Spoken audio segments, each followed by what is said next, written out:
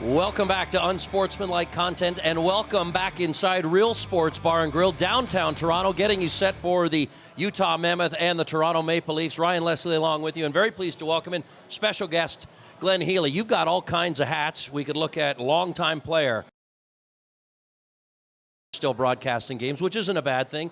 And you're doing. I've got to get between the benches before the start of the game. So we'll make this quick. Make it quick. I love it. And you're doing great work with the Alumni Association. I want to get into all of it and start telling some stories.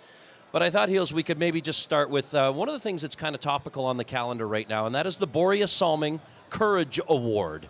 Maybe we could talk a little bit about the award, Borje himself, and this year's recipient.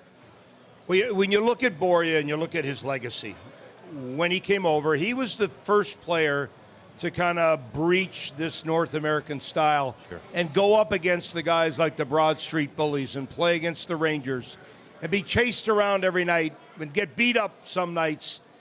And Borje was a trailblazer. He was a pioneer. And he opened the door for so many players from Sweden to come and to play in the National Hockey League. And that was late 70s, and Borje was that guy. Now, if you look at the NHL today, you've got, obviously, North America, Canada, and the U.S., and the number 3 team, the number 3 country to provide players for us to watch and enjoy is Sweden. Small country, but you needed one guy to boldly go where no one's gone before, and that was Borje. And so for the NHL alumni, we thought it was important to recognize Borje's accomplishments, to recognize that Borje was a pioneer, and to give the first award to a defenseman, Nick Lidstrom. Right. I don't know how many Norris trophies, Stanley Cups, plentiful. You almost think they should rename the award after Nick now. Jari Kurri, who, again, from Finland, did the same thing for the Finnish community, and then no better player to win the 3rd award, and was actually humbled by it and said, I don't know if I deserve this. And that was Mats Sundin, which is incredible to think that, Mats, you don't think you deserve this for what you accomplished in your National Hockey League career. So for us, those guys that came over and trailblazed and were pioneers and are in the same vein as what Borje did back when he didn't know what he was coming over for or to, we honor Mats Sundin November 15th in between the Global Series, Pittsburgh and Nashville. They'll play on the 14th. We'll have our great event at the Grand Hotel on the 15th with about 60 NHL alumni, all the embassies, the Stanley Cup, the league, the NHLPA, Mr. Bettman, Mr. Daly, Mr. Walsh. It will be a celebration like no other, and no other player deserves this more than one of the best Leafs ever to play, Mats Sundin. Beautifully said, and you get the sense of celebration around it too, first class, which is maybe no surprise as well. Maybe, I think Leafs Nation is very aware of the career and to their idea of who the man was. But you knew him, and you know him as in a lot of different areas. So I wonder a story that you could maybe share with us about Mats, because this is a guy who I think this community still holds so near and dear. Well, the one thing about Mats, a very quiet leader. Sure. It reminds me a lot of Mark Messier. Mark Messier had this belief that everyone mattered. It didn't matter if you picked up towels in the dressing room. It didn't matter if you were a trainer. It didn't matter if you were the best player that played for the Maple Leafs. You matter. For us to win, you have to have everybody pulling the oars together. And Mats was that guy. He didn't speak often, but when he spoke, he was like Sheriff Buford. He had a big stick, and man, you listened. And when he stood up in the middle of the locker room, you paid attention. I guess when I look at Mats, when he's scoring some of these goals you're watching, nobody had more fun scoring than Mats. The big smile, the big sweet, just loved every bit of it. but nobody loved it better than Matt's when you scored, when you were the guy who was the recipient of a Matt Sundin assist, or when you were part of the team winning. But clearly one of the best players ever to play for the Maple Leafs, a great leader. He still follows this team intensely. We'll have talks every second or third day, and he will lay out exactly what's wrong with the team, what's right with the team, who should play with who. And, of course, I pretend I'm still the analyst, and you're right, Mats. Yes, you are. I agree. Nylander should play there, yes. Are we still on the team? No, I say that in jest. But, we loved him as a captain. We loved him as a player, and even a better person. This award doesn't just go to a great player. This award, like the NHL Alumni Man of the Year, goes to a player who's an ambassador off the ice. Things that he has done off the ice in this community and in Stockholm and all around the world to make us better, to make a better tomorrow than today.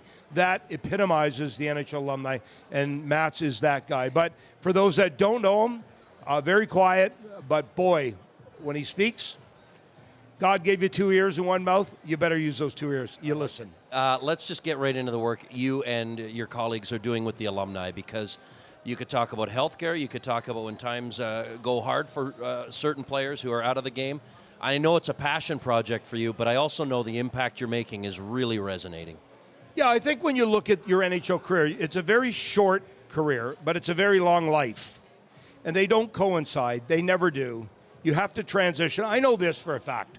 Every single player that's playing tonight, you will be an alumni. You will retire. So you're going to be part of our unique brotherhood. And I think our unique brotherhood, the responsibility we have is to take care and protect one another and to make sure that we have a better tomorrow than today. We will never play, and maybe the fans are cheering, Glenn Healy will never play for the Leafs again. Yes, don't cheer here in Real Sports. I get it. I will never get 2 points for the Maple Leafs again. But I do know this, that we need some help and hope from our brotherhood, from our team, to make a better tomorrow than today. And if we can build things like healthcare, if we can build things for our wives, because they are critical, they are the CEOs of our household. Our children, that's the most important asset we have. If I can leave a better world for my kids, job well done, Glenn. So our alumni, not only do we take care of the players, and there's 5,000 strong, so that's a lot of players, but we also take care of the wives and take care of the kids. Try to take care of that legacy, the foundation of the game, the institutional and equity that has built this great game. Now, I played Maple Leaf Gardens. We had 50 employees. You have 35 that are working behind the scenes now. 50 employees for all of Maple Leaf Gardens. Now this is a big game with a $7 billion revenue, and the players that have built it are the players whose names are on the Stanley Cup and the players who wore that Leaf sweater many, many years before. They are the foundation of the game, and they deserve to have a better tomorrow than today. That's my job. That's our alumni job every day. How do we give help and hope to players? Well said. And we're going to have a Leaf alumni in just a matter of moments. Jay Rosehill is going to stop by and chat with us. But just before he comes on, I want to ask you maybe, and this is a great little segue too, what do you miss most about the broadcast side of it? Because you were and continue to be a household name in people's minds when they think about the game and the connection between the television side of it, the broadcast, and what we're seeing. Well, let me take you back to my very first broadcast. It was in Edmonton, and I was doing a broadcast with the great Don Whitman. I'd never done a broadcast. I was up in the booth, not between the benches, and as we're watching the festivities before the game, my headset is not on, and I'm enjoying every minute of it. Yeah. And he looks at me and he pushes the mute button and he says, "Hey, idiot, put your headset on. You think Canada can hear what you're saying?" Oh, I never thought about that. And so that was my first broadcast. Love it. And then we carried that on for many, many years. And then we went to the Between the Bench location. And Mark Askin and Leafs TV, we were one of the first to give it a try. Legendary during producer. the lockout, John Shannon. And as we were kind of doing our thing, and we thought we'd do unique things. Like we would bring a radar gun between the benches and see how fast the guy could shoot the puck. That would be totally unique.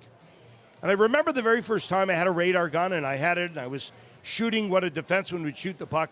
And Sidney Crosby skated by the bench. He looked at me, he goes, "What the F is that? A radar gun?" So we were trying new things, trying to revolutionize what would be, how do we bring these great fans closer to the game? And then the Olympics, Sochi, doing those games. Wow, that was unique. I don't think I'd ever replace that with anything. Stanley Cup finals, doing many, many of those, and watching other players lift that 35-pound trophy over their head. So I would never take any of that back. I loved every bit of it, and it was all about the fans and bringing them closer to the game.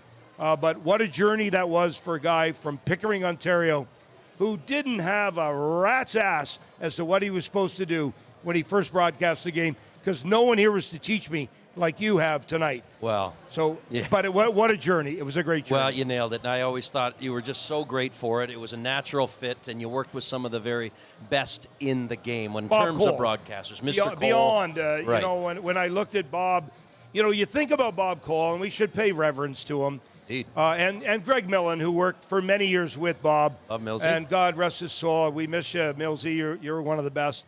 But Bob, he had a call every generation that was so awesome for Canada. You know, when it came to the Russians, they're going home. They're going home. And then it was, you know, the Olympics and Joe Sakic. Surely that's enough. And then I loved in '98 when he did the Olympics, and it was to go into the shootout.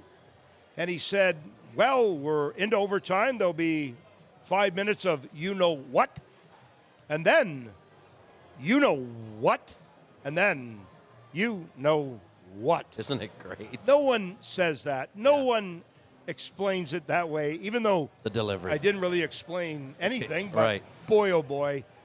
He was just a wonderful, wonderful guy. And, oh, baby, Mario to this day loves every bit of that. So I got a chance to work with all the greats. I am honored to do it. You did. It was a pleasure. It was one of the best things that I think I've done outside of playing. And, gosh, if I knew this job was this hard, I don't know if I would have said yes. But we're doing it now, and we got gas in the tank, so off we go. I love it. Okay, I think Jay Rosehill is here. There he is. Come on in, Jay Rosehill, former Maple Leaf and host of his own podcast these days. Nice to see you. There we go, Thanks Jay. for doing this. You look great in the alumni jacket. Have a seat, and great flow as always. Man, is that real? How are you? Yeah. That's not real. Oh, you give it a Hills, tug. can you grab it? What do you think? We've got Donald Trump on the set? Look at this thing. Just got to run a little piece of salami through it beforehand, and you're good to go.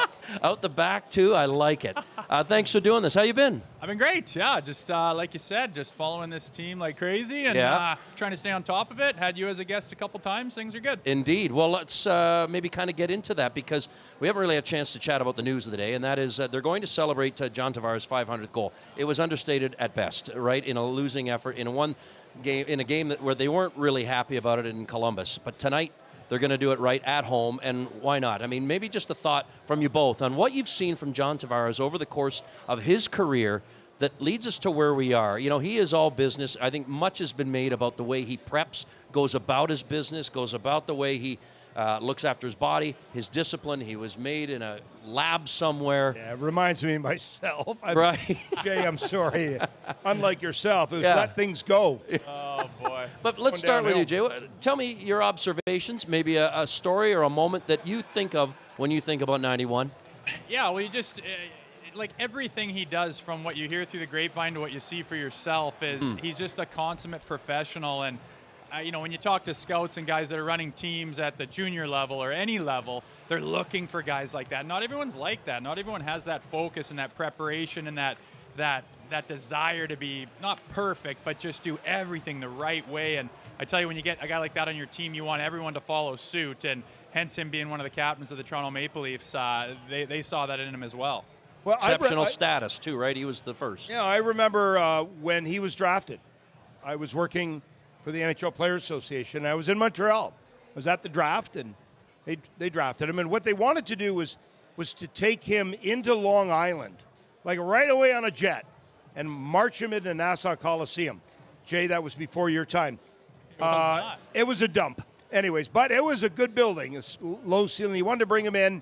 it meant that much to their franchise that here's the boot, here's the reboost, here's the regeneration of the next wave. And they couldn't do it because the NHL had some stuff that they had to do draft day. It was the same day that they traded Tuukka Rask, which was a bad day for the Maple Leafs, a great day for the New York Islanders, but here he is now, and what a career, what a legacy. It's a Hall of Fame career. So he will be enshrined in the National Hockey League Hall of Fame. And when he started, with the exceptional status, when he started as a 5-year-old or 4-year-old playing hockey, I don't think he ever dreamed one day, I'll play for the Maple Leafs, my team, potentially win a cup, let's hope, but I'll be in the Hall of Fame. And it's well-deserved in every count. But it started on that draft day when he meant that much to that organization. They wanted to bring him into Long Island and make a statement to the fans. You called some of his games, put you on the spot. What stands out about the way he would go about his business? All business. Never seemed to really enjoy the moments because it was, okay, I got one, how do we get two? When I get two, how do we get three? When I got $4.99, how would I get 500? Oh, yeah, I meant Jay. Now we know we're off track when you start talking about potting 2 and 3 at a time there, Glenn. Hold on. What's in that thing? I'm just going to have a drink here. Hold on. Make mine whatever he's having. Dig deep into Jay was one of those guys that I never had to worry about Jay for a couple of reasons. All the guys that would play would be, is he a lefty or a righty? I was a chicken blank, so I didn't have to worry about Jay. But did you throw?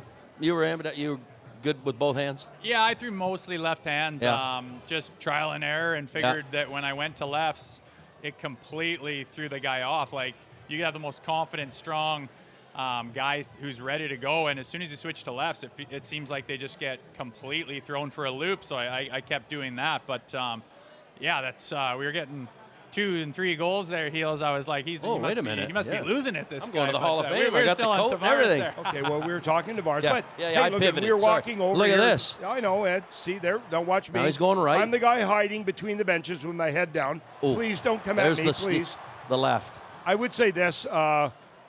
When we were walking over, we were talking about the 1984 Oilers, and Jerry Jermaco, who works for the NHL alumni, saying, oh, yeah, I got tickets to the game. He's going to the game tonight. I got tickets, and it was Gretzky, and it was 1984. And it brought back memories of this, where this was Gretzky giving me lefts and rights and going, that's 5-0, that's 6-0. Not so much for Jay, but look, to play in the NHL, to do what he's done, to fight for teammates, I don't think he ever fought for himself. He fought for something else on the ice. That is a true testament to being a great teammate, and that's why he's so regarded around the league. I love it. What did you learn most from your time playing for Chief? Oh, you played for him in Philly 2013, 2014? Yeah, you bet. I think just to do things honestly. Like, I've played for coaches where there's smoke and mirrors and head games and mind tactics, and the season's hard enough, and being a pro hockey player and being on my role where maybe I'm a bubble guy or maybe I'm trying to make a team or not, or whatever the case was, it's hard enough. And with Chief, it's just what you see is what you get. He'll be dead straight with you. He'll be honest with you. It might it's not sunshine and rainbows all the time, but nor it should it be, and you knew where you stood, and if you went to him with a problem or a question, you knew you were going to get a straight answer. He wasn't going to be messing around with you, and I always appreciated and respected that. And Lawton and Stolars you played with as well. Maybe a story or a moment with those guys. Oh, well, Lots is just, he's hilarious. And he's unreal. He came in here, and, I texted with him. He was so excited. He's like John Tavares in a way, that this was his boyhood team and his dream to one day play for it. And after playing in the NHL for a while, the prospect of coming here and being part of the Maple Leafs, it was on his bucket list. And I don't think this market has seen what he has to offer yet. Great guy. Stoley's the same way. I think he's got a great head for this market where he doesn't get overwhelmed by things. He doesn't overthink things. He can shake things off. I remember, he was 20 years old when I was playing with him. A lot has changed. He's got a lot of track behind him and experience, but I can tell that coming to this market, the way he handles it, and it's not an easy job. You look at the way they've ran through goalies in the last forever. It is not an easy spot to be, and I think Stoley's got the mind to handle that and the poise, and he's I think he's well suited for it. My producer's not Heels. He's you handle it just fine. But just a thought on. Well, I've got you both too. The transition. You're a firefighter now in Alberta, and you work with so many players who transition out of the game into that alumni side of things as well. What was that transition like for you to kind of find yourself one day a pro athlete, riding charter, enjoying the fruits of your labor, working hard, playing hard, teammates, everything, the bright lights, to all of a sudden, now what? Yeah, well, for me, it was I stayed really close to my home base, to my, I'm from a small town in Alberta, and stayed very close to those guys. I was lucky enough to play junior there and finish high school there, so I had roots there, and I knew that once I was done playing, the plan was to go back there and do something that I had a passion for. So I kind of thought about it beforehand. It wasn't, I feel for guys that left home at 14 years old, bounced around from that young age to town to town to town, and then all of a sudden they just find themselves in, they're from Weyburn, Saskatchewan. All of a sudden they marry a girl from Columbus, Ohio, and they're lost, right? And it's a difficult transition for a lot of people. And the best advice I'd give to a guy that's playing is just start thinking about it. I mean, it doesn't mean you're giving up on your career or calling her quits by thinking about down the road and what you want to do, because it is a difficult transition. A lot of people struggle with it, and I feel for those guys. And for me personally, it was just having roots back home that I was in touch with, that I could just slide right back into my old life type of thing, and feel that support from those people. I would imagine it's instant when players leave the game. Is your group reaching out right away? I mean, I know there's a lot more official side of it, but these conversations, they start to take place right away? Well, just to add on to Jay, for me, my transition, so I was 40 years old, still playing. I was done at 32, by the way, but I was running as fast as I could away from anyone behind me. Objects in the mirror are closer than they appear. Yeah. So it was a buyout, right? We typically don't end on our own terms. It's someone else that says, that stupid helmet, here's your pink slip, you're done. Okay, fine, no problem, I am done. Now what? And what you need a lot is, we are all about structure. Whether it's a 10:30 skate in the morning, it's 11:30 practice, it's 12:30 meal, then you have a little relax, and then it's your power play meeting, penalty kill meeting, regular meeting, anthem, 7:03, puck drop, rinse and repeat, get to the jet, and do it again, and do it again. And the purpose that we have as players is gone. Purpose, structure, and what defines us as truly what we are. Did you struggle with that? Well, I was lucky because the day that I got butt out, it hit the paper, and somehow I was destroying the airwaves across Canada on Hockey Night in Canada. So, okay, I was lucky. Sorry to all the fans. But I think it's the same for everybody. But you know what? To do what Jay's done, to do what I've done, not what you've done. We're in rarefied air. We played in the National Hockey League. And I do believe that... Is that a shot?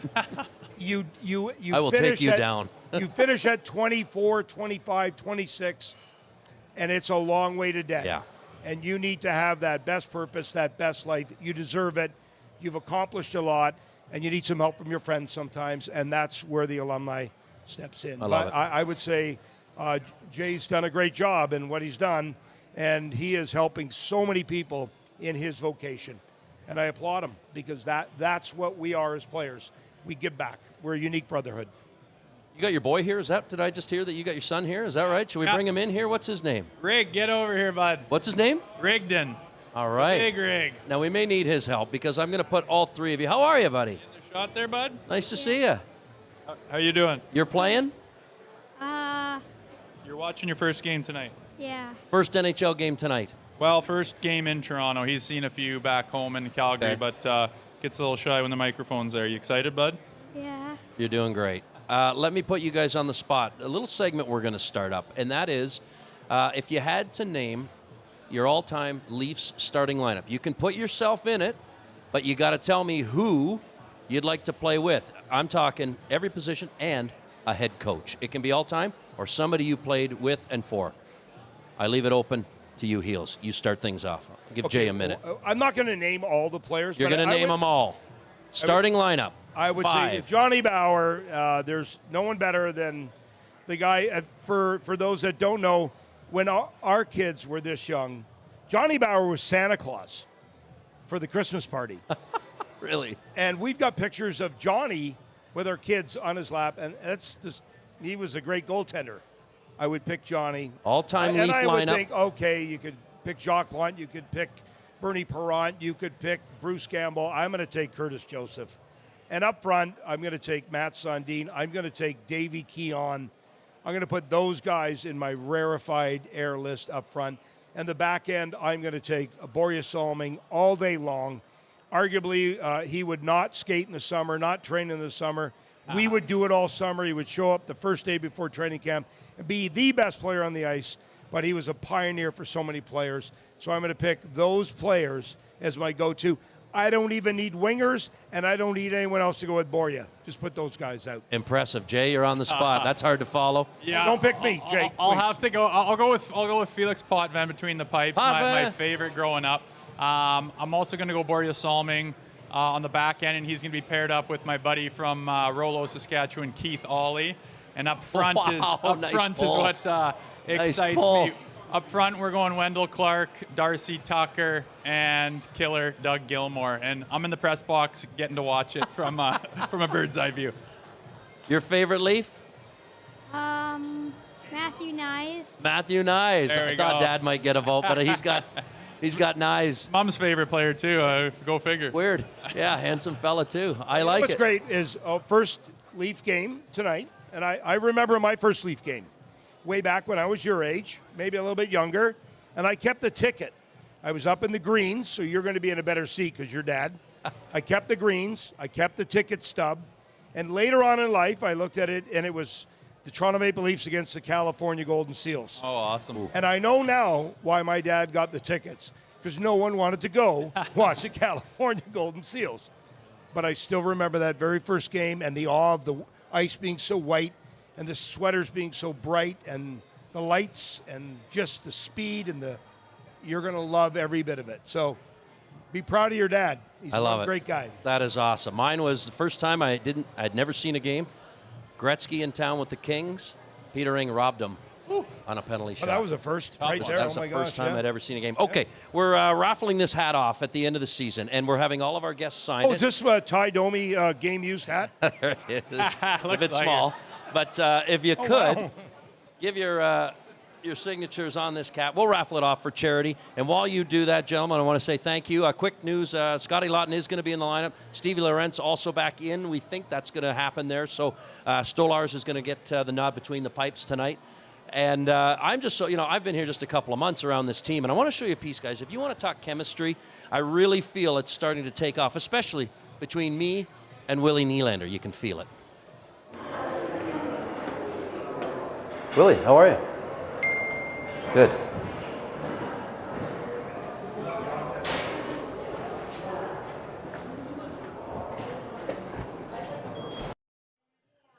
Wow, you got the most out of him there. Walk and talks are just walks, and he bailed out early and gave me a little wink. Great sport. I just love it. Guys, thanks so much for being here. Thank you for being here. Enjoy your first Leaf game. That's going to be a lot of fun. It's the Mammoth. It's the Leafs. We are across tonight on Fan 590 and Sportsnet. We want to thank you for watching Unsportsmanlike content across all Maple Leaf platforms. Mammoth, Leafs, next. Enjoy.